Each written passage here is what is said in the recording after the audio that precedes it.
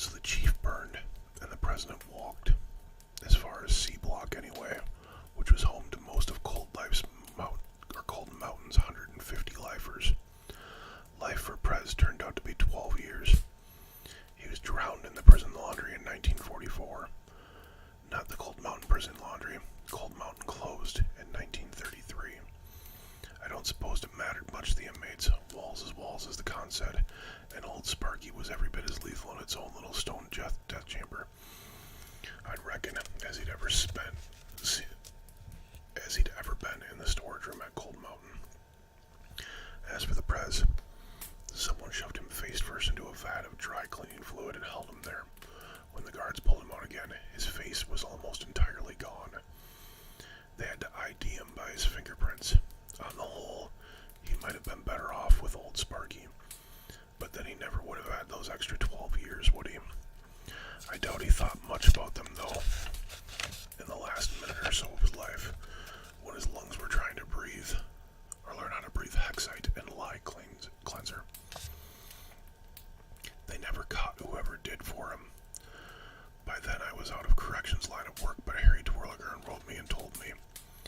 He got commuted mostly because he was white, Harry wrote, but he got it in the end just the same. I just think of it as a long stay of execution that finally ran out. There was a quiet force in E Block once the Prez was gone. Harry and Dean were temporarily reassigned. It was just me, Brutal, and Percy on the Green Mile for a little bit.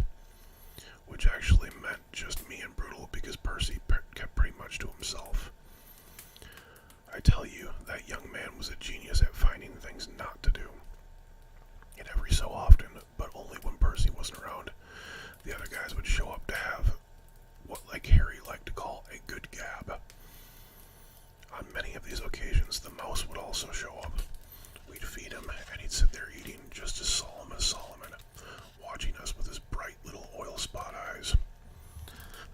That was a good few weeks, calm and easy, even with Percy's more than occasional carping.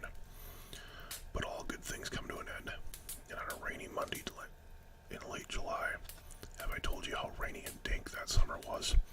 I found myself sitting on the bunk of an open cell and waiting for Edward Delacroix. He came with an unexpected bang. The door leading into the exercise yard slammed open, letting in a flood of light, and there was a confused rattle of chains, a frightened voice babbling away in a mixture of English and Cajun French. Up a toy the old cons at Cold Martin used to call the Bayou. And Brutal hollering, "Hey, quit it for Christ's sakes. Quit it, Percy."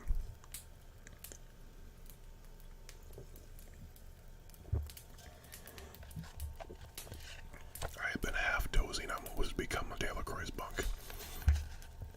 But I sat up in a hurry, my heart slagging away at my heart in my chest.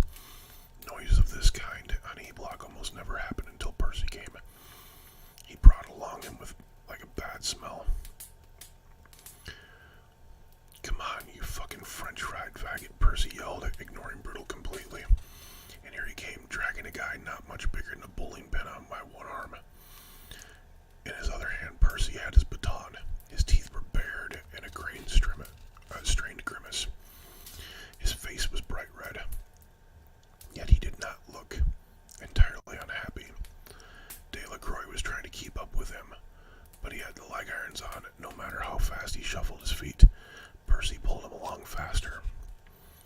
I sprang out of the cell just in time to catch him as he fell, and that was how Del and I were introduced. Percy rounded on him, baton raised, and I held him back with an arm. Brutal came puffing up at us, looking as shocked and nonplussed by all this as I felt. "Don't let him hit me no more, monsieur," Delacroix babbled. "S'il vous plaît, s'il vous plaît."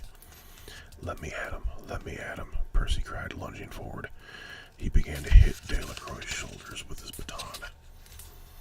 Delacroix held his arms up, screaming, and the stick went whap, whap, whap against the slits of his blue prison shirt. I saw him that night with his shirt off, and the boy had bruises from Christmas to Easter. Seeing them made me feel bad. He was a murderer, and nobody's darling, but that's not the way we did things on E Block. Not until Percy came, anyhow. Whoa, was that all about anyway? I was trying to get my body in between Delacroix's and Percy's, but it wasn't working very well. Percy's club continued to flail away. Now on one side of me, and now on the other. Sooner or later, he was going to bring down one on me instead of the intended target, and there was going to be a brawl right there out of the corridor, no matter how his reactions were. I wouldn't be able to help myself, and Brutal was apt to join in. In some ways, you know, I wish we'd done it. It might have changed some things that happened later on.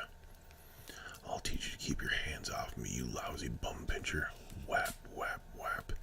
And now Delacroix was bleeding from one ear and screaming. I gave up trying to shield him, grabbed him by one shoulder, and hurried him into his cell, where he went sprawling on the bunk. Percy darted around me and gave him a final hard whap on the butt. One to go on, you could say. Then Brutal grabbed him, Percy I mean, by the shoulders, and hauled him across the corridor. I grabbed the cell door and ran it shut on its tracks. Then I turned to Percy, my shock and bewilderment at war with pure fury. Percy had been around about several months at that point, long enough for all of us to decide we didn't like him very much. But that was the first time I understood how out of control he was. He stood watching me, not entirely without fear. He was a coward at heart, and never had any doubt of that, but still confident that his connections would protect him. In that, he was correct. I suspect there are people who wouldn't understand why that was, even after all I've said, but there would be people who only know the phrase Great Depression from the history books.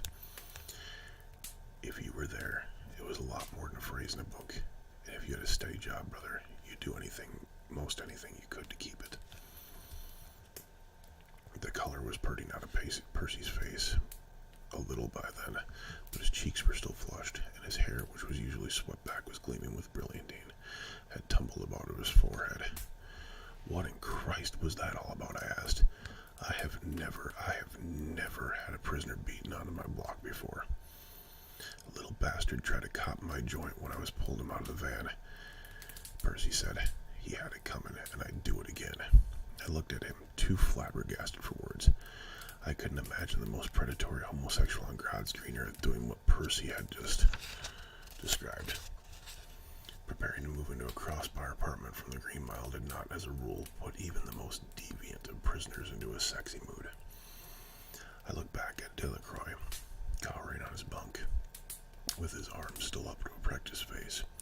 There was cuffs on his wrist and a chain running between his ankles. Then I turned to Percy. Get out of here, I said. I want to talk to you later. Is this going in a report, he demanded. Because if it is, I can make a report of my own, you know. I didn't want to make a report. I only wanted him out of my sight. I told him so. The matter's closed, I finished. I saw Brutal looking at me disapprovingly, but I ignored it. Go on. Get out of here. Go over to admin and tell him you're supposed to read letters and help with the package room. Sure. He had his composure back. Or the crackhead arrogance that served him as composure. He brushed his hair back from his forehead with his hands, soft and white and small, the hands of a girl in her early teens, you would have thought, and then approached the cell. Delacroix saw him and cringed back even further on his bunk, gibbering in a mixture of English and stew-pot French.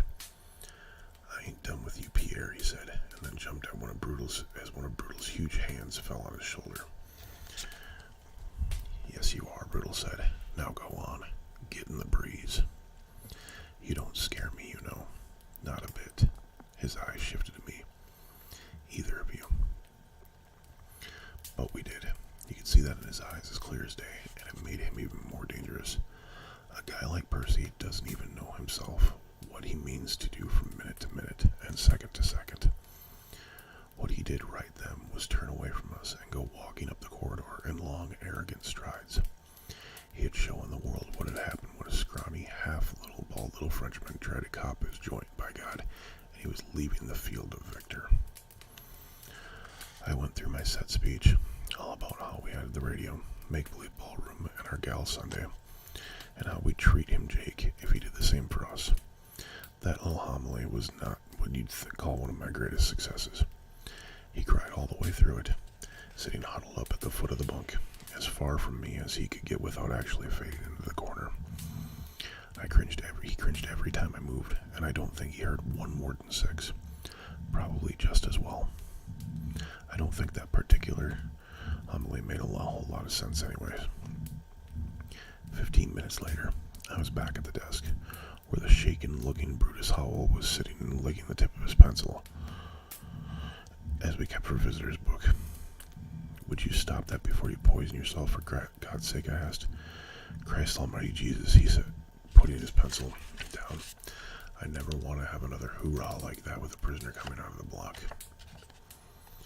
"My daddy always used to say things come in threes," I said. "Well, I hope your daddy was full of shit on that subject," Brutal said. But of course he wasn't. There was a squall when John Caffey came in, and a full-blown storm when Wild Bill joined us. It's funny, but things do really seem to come in threes. The story of our introduction to Wild Bill, how he came into the mile trying to commit a murder, is something I'll get to shortly. Fair warning. "What's this about Delacroix copping his joint?" I asked. Brutal snorted. "He was ankle-chained and old Percy was pulling him too fast, that's all. He started to fall. As he got out of the stagecoach, he put his hands out."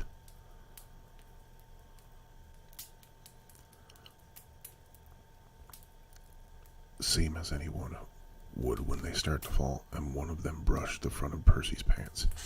It was a complete accident. "Did Percy know that, do you think?" I asked. "Because maybe he was using an excuse. It was an excuse just because he felt like wailing on Delacroix a little bit. Showing him whose boss is the shooting match around here." Brutal nodded slowly. "Yeah, I think that was probably it." "We have to watch him then," I said, and ran my hands through my hair, as if the job wasn't hard enough. God, I hate this. I hate him. "Me too. You want to know something else, Paul? I don't understand him. He's got connections, I understand that all right, but why would he use them to get a job on the Green fucking Mile? Anywhere in the state pen, for that matter. Why not as a page in the state senate, or a guy who makes the lieutenant governor's appointments? Surely his people could have gotten him something better if he asked, so why here?" I shook my head. I didn't know. There were a lot of things I didn't know then. I suppose I was naive.